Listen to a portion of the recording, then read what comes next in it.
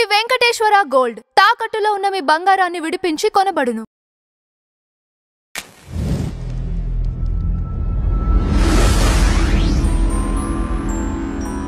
Major గా మత గ్రంథాలే చెప్తున్నారు కదండి. సరే, ఇప్పుడు మత గ్రంథాల్లోనే మేజర్ గా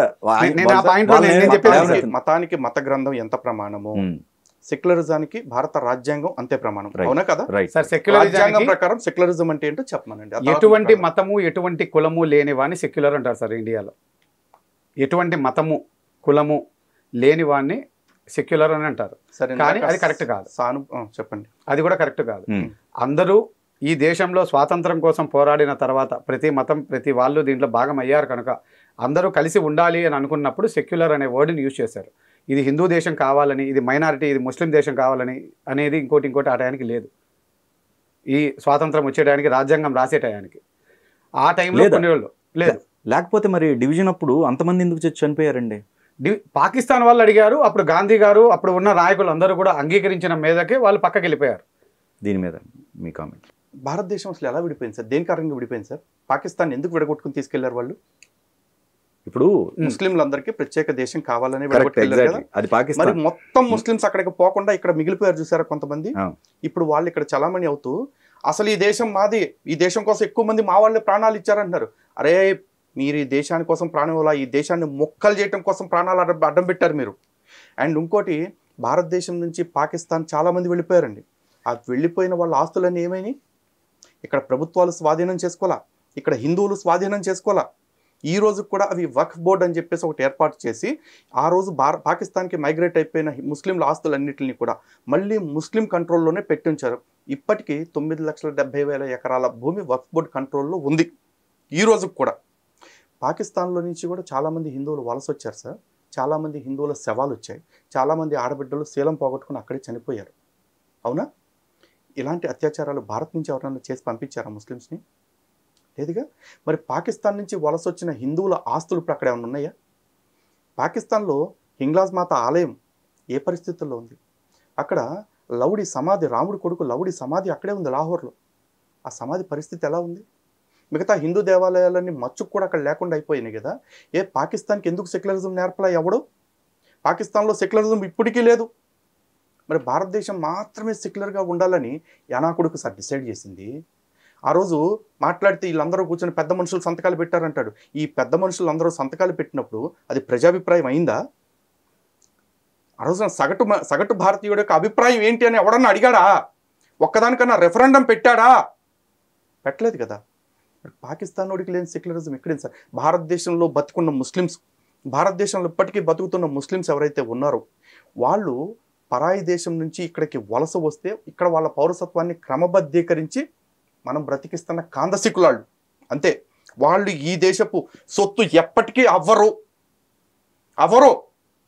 ఎందుకంటే మేం పోతాం పాకిస్తాన్ అని దేశాన్ని మొక్క చేసుకెళ్లారు.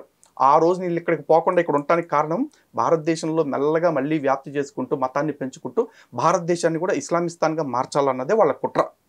దాన్నే దారుల్ హర్బ్ అంటారు, దారుల్ అమన్ అంటారు. ఇప్పుడు వాళ్ళు దారుల్ ఇస్లాం వైపు కుట్ర చేస్తున్నారు. గజ్వాయ్ హింద్ ప్రతి హిందూ గుండెల్లోనూ ఇప్పటికీ గాయాలు చేస్తూనే ఉందా నినాదం.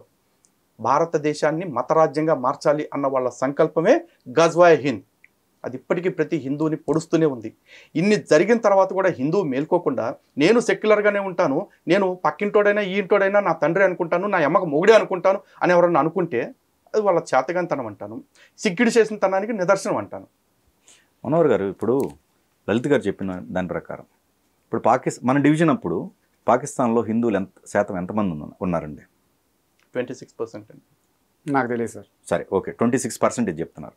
ఇప్పుడు ప్రజెంట్ అండి 2% 3% నేను టీవీలో విన్నది. లెస్ దెన్ 1% అండి. 1%. కారణం? మారిపోయి ఉండొచ్చు, చచ్చిపోయి ఉండొచ్చు, లేదా ఇంకో చోటికి వెళ్ళిపోయి ఉండొచ్చు. 3 చెప్పారండి ఆయన. మారిపోయి ఉండొచ్చు అంటే మత మార్పిడి జరిగి ఉండొచ్చు, చచ్చిపోయి ఉండొచ్చు, ఇంకోటి అండి ఎక్కడికన్నా వెళ్ళి ఉండొచ్చు. ఉండొచ్చు కాదండి, వాస్తవంగా జరిగింది అదే. కశ్మీర్ ఫైల్స్లో చెప్పింది కూడా అదే. రలివ్, గలివ్, చెలివ్. మారిపోండి, పారిపోండి, చచ్చిపోండి, 3 ఆప్షన్స్ వాళ్ళు ఇచ్చేది. రేపు భారతదేశంలో వాళ్ళ జనాభా ఇంకో 20% 30% పెరిగితే మిగతా హిందువులకి క్రైస్తవులకి వాళ్ళు ఇచ్చే గిఫ్ట్ కూడా అదే. రలివ్, గలివ్, చెలివ్. మారిపోండి లేదా పారిపోండి, అది కాదంటే చచ్చిపోండి. మరి ఇది ఇప్పుడు ఈ సెక్యులర్ పాఠాలన్నీ వాళ్ళకి కదా చెప్పాలి. భారతదేశంలో మనం ఎప్పుడు ఏ ముస్లింని కూడా నువ్వు మారిపోతావా, పారిపోతావా, చచ్చిపోతావా అని ఇప్పుడు ఆప్షన్స్ ఇచ్చామా? లేదుగా. అరే ఇక్కడ కూర్చుని ఇంకా పూర్తిగా జనాభా పెరగకముందే భారతదేశంలో మీరు 100 కోట్ల మంది ఉన్నారు కదా, మేము 25 కోట్ల మంది ఉన్నాం కదా, ఒక్క పావు గంట పోలీసులు తప్పుకుంటే అని వార్నింగ్ ఇచ్చాడు సార్ పబ్లిక్ మీటింగ్లో. అదే నిజంగా వాడి జనాభా ఆ 25 కోట్లు 50 కోట్లు అయితే వాడు పర్మిషన్ కోసం చూస్తాడా? చూడ్డు, చంపేయటానికే వస్తాడా డైరెక్ట్గా. కాశ్మీర్లో ఏది జరిగింది అదే ఇక్కడ కూడా జరిగింది. రలీవ్ గలీవ్ చలీవ్. దానికోసం ఎదురు చూస్తాం కోసమే మాకు సెక్యులరిజం నేర్పుతూ ఉంటారా?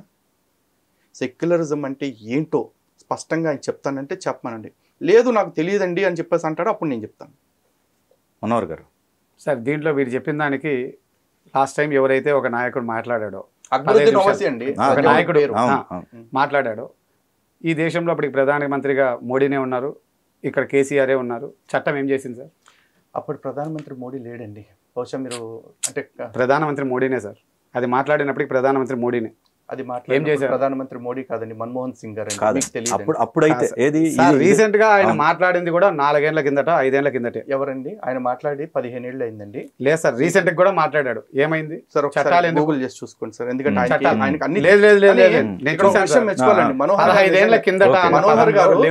మనోహర్ గారు నిజంగా కూడా నేను మెచ్చుకోవాలండి ఆయన్ని.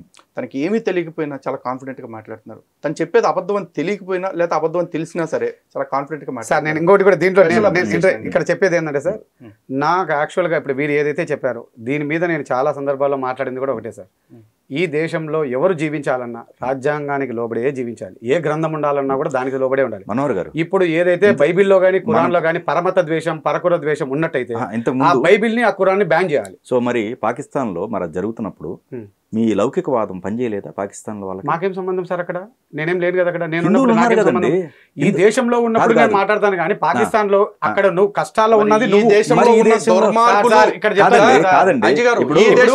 దుర్మార్గులు పాకిస్తాన్ కాపాడుతుంటే ఒరే వాళ్ళు మతం మీద కోపంతో చేయట్లేదురా, అక్కడ ఉన్న మిలిటెంట్లు చేసిన తప్పు కోపంగా ఉన్నారు కాబట్టి మీరు అట్లాంటి వాటిని అడ్డుకోవద్దు. మనకి మతం కంటే కూడా మానవత్వం ముఖ్యం. మన వాళ్ళని చంపిన పుష్కరులని వాళ్ళు ఏం చేసినా మీరు మాట్లాడొద్దని చెప్పాలి. శుద్ధులు ఇక్కడ కూడా చెప్పలేదు మరి. ఇప్పుడు ఇక్కడ నేను చెప్పేది ఒకటే సార్, ఎక్కడైతే మనం తక్కువ ఉంటామో అటువంటి చోట మనం గెలవలేం. చట్టం కూడా మనం గెలవలేదు. అటువంటిప్పుడు అక్కడి నుంచి మన ఆస్తులను అమ్ముకొని వచ్చి ఇంకో చోటికి రావడం తప్ప చేయగలిగేది ఏముండదు. ఎక్కడైనా ఏముండదు. ఎక్కడ ఉండదు. మరి ఇక్కడ భారత్లో ఉంది కదా. మేమేమంటున్నాం సార్, ఇక్కడ మన ఆస్తులు అమ్ముకొని పోయినది కాదండి. మీరు అన్న దాంట్లో పాయింట్ లో భారత్ లో ఉంది. భారత్ లో ఎవరు ఒక విషయం సార్, భారత్ లో ఈయన తక్కువ వాళ్ళు అమ్ముకుని వెళ్ళటమే అని చెప్పేసి అంటున్నారు అంతే. పాకిస్తాన్ నుంచి హిందువులు అమ్ముకుని రాలా, తరిమితే వచ్చేసారు, లాక్కుంటే వచ్చేసారు. కానీ భారత్ నుంచి ముస్లింలు వాళ్ళ ఆస్తిని ఇక్కడ చెక్కు చెదరకుండా కాపాడటానికి ఒక వ్యవస్థను ఏర్పాటు చేసి మర్యాదపూర్వకంగా పంపించారు. అవునా? కానీ ఈ రోజు కూడా నేను ఇక్కడ మైనార్టీలండి అంటారు. ఎవడరా మైనార్టీ? 15% ఉన్న నువ్వు మైనార్టీయా? 15% ఉన్న వాడు మైనార్టీయా? 1% కంటే తక్కువ ఉన్న పార్సీలు మైనార్టీలు, 2% కంటే తక్కువ ఉన్న జైన్లు మైనార్టీలు. కానీ 12 సంవత్సరాల నుంచి భారతదేశానికి ఒక జైన్ వ్యక్తి హోంమంత్రిగా ఉన్నాడు, రక్షణ మంత్రిగా చేశాడు అమిత్ షా గారు. ఈ దేశంలో మైనార్టీకి అంత ఉన్నత పదవి ఇచ్చేసి అందరూ గౌరవిస్తున్నారుగా. అలాగే భారతదేశంలో అత్యంత సంపన్నుడు అదాని అండి, ఆయన జైను. అవును. అలాగే టాటాలు, మిస్త్రీలు, గోద్రేజ్లు, షాపూర్జీ, పల్లంజీ వీళ్ళంతా పార్సీలు. ఈ దేశంలో వాళ్ళు లక్షల కోట్లు సంపాదించుకుని టాప్ 100లో ఉన్నారు అందరూ. ఎవడు సార్ అడ్డుకుంది? ఎవడు ఎదగనివ్వలా? తక్కువ శాతం ఉన్నంత మాత్రం అమ్ముకుని పొమ్మని చెప్పారా? వాళ్ళు సంపాదించుకుంటున్నారు, ఈ దేశాభివృద్ధిలో భాగమవుతున్నారు, ఈ దేశపు యువతకు ఉపాధిని కల్పిస్తూ ఉన్నారు. వాళ్ళందరినీ మేము మతానికి అతీతంగా మేము గౌరవించట్లా? భారతదేశంలో మైనార్టీలకు రక్షణ లేదని ఇచ్చేది ఈ ముండమోపులు ఇద్దరే. వీళ్ళు భారతదేశంలోనే కాదు, సిరియాలో ముస్లింలు సంతోషంగా ఉన్నారా? ఇరాక్లో ముస్లింలు సంతోషంగా ఉన్నారా? ఆఫ్ఘనిస్తాన్లో ముస్లింలు సంతోషంగా ఉన్నారా? పాకిస్తాన్లో సంతోషంగా ఉన్నారా? అరే రొట్లకి లేక తిండికి లేక సస్తంటే కూడా చైనాకి ఆడపిల్లలు నమ్ముకుని బతుకుతున్నారు కదా సార్ పాకిస్తాన్ వాడు. భారతదేశంలో ప్రపంచంలో ఎక్కడా లేనంత ముస్లిం జనాభా ఉంది. భారతదేశంలో ప్రపంచంలో ఎక్కడా లేనన్ని మసీదులు భారతదేశంలో ఉన్నాయి. అంటే పాకిస్తాన్లో, అరబ్ దేశాల్లో కూడా లేనన్ని మసీదులు భారతదేశంలో ఉన్నాయి. ఇంకా మైనార్టీలకు రక్షణ లేదు, మైనార్టీలు తక్కువ ఉంటే అమ్ముకుపోవాలని చెప్తున్నారు. ఇక్కడ రక్షణ లేదు, అమ్ముకోవాలి. ఇక్కడ నేను అనేది ఒకటే సార్, ఎక్కడ అయితే జనాభా ఎవరిది ఎక్కువ ఉంటుందో వాళ్ళ హవా జరగాలని కోరుకుంటారు. ఇప్పుడు హవా జరుగుతుందా? వాళ్ళున్న ఏరియాలో వాళ్ళ హావా జరుగుతుంది, ఎందుకు జరగట్లేదు? మరి ముస్లింలు ఉన్న ఏరియాలో జరుగుతుంది. మనం ఉన్న చోట మనం ఏకం కాలేక ఉన్నాం. ఏకం కాలేకపోవడానికి గల లోపం ఏంటి? మనం ఏకం, మనకు దేవుడు అనే పదంలోనే మనం విభజనలో ఉన్నాం సార్. నేను ఈశ్వరుని కొలుస్తానంటారు, రేపు ఇంకొకటి అంటారు, రేపు ఇంకొకటి వచ్చింది సార్. ఆయన ఒక స్టాండ్ మీద ఉంటే బాగుంటుంది. ఆయన ఇప్పుడు స్టాండ్ మార్చేసి ఇప్పుడు మళ్ళీ మన వచ్చేసి మాట్లాడుతున్నారు రైట్ ఫింగర్ లాగా. అంటే స్టాండ్ అంటే ఏం సార్ ఇక్కడ? ఇప్పుడు అంటే ఇప్పుడు మీరు లౌకికవాదం అన్నప్పుడు వాళ్ళు కూడా అలానే ఉండాలి కదా. మరి సార్ వాళ్ళు అలా లేరు అనే దానికి ఇప్పుడు మీరు ఏమన్నారు సార్? ఇప్పుడు వీరభద్ర స్వామిది రాయచోటిలో జరిగింది అన్నారు సార్. నిజంగా దాని వైఫల్యం ఎవరిది? ప్రభుత్వాందే. రెండోది ఇక్కడ రూల్ ఏంటి అంటే ఎక్కడ మసీదు ఉన్నా ప్రభుత్వానికి ఏ విధమైన వైఫల్యమో చెప్పండి సార్. సార్ ఇప్పుడు మసీద్ ఎక్కడున్నా కూడా అక్కడ తప్పెట్లు కొట్టకూడదు అని పూర్వం నుంచి ఒక నిబంధన ఉంది. అంటే అది రూలో లేక ఆచారమో నాకు తెలియదు సార్. రూలో ఆచారమో నాకు తెలియదు.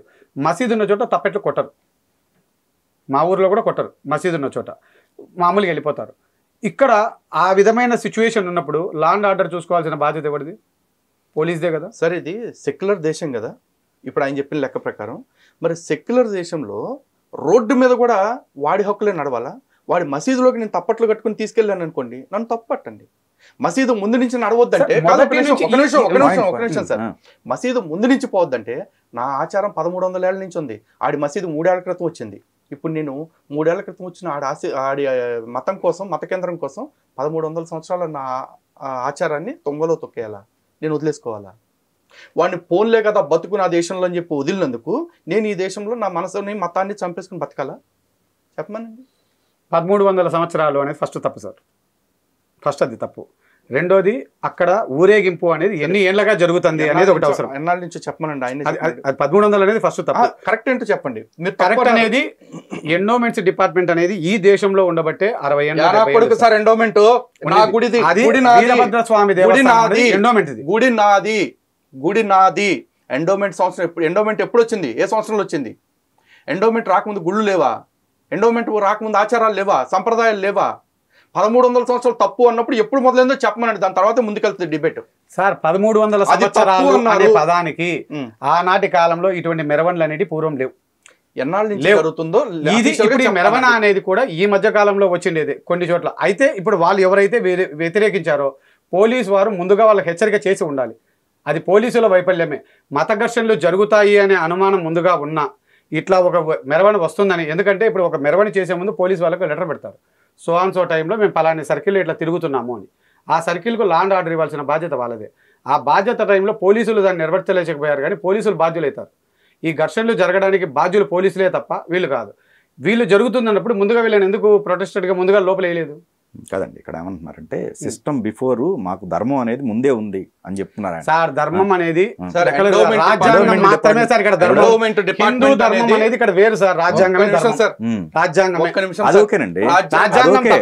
ధర్మం అనే పదం లేదు. రాజ్యాంగాన్ని తీసుకెళ్లి మీరు మనిషి ఎక్కడైనా పెట్టుకోండి, నా గుడి దగ్గర పెట్టొద్దు. ఓకే, గౌరవంగా మీకు తోచిన చోట పెట్టుకోండి.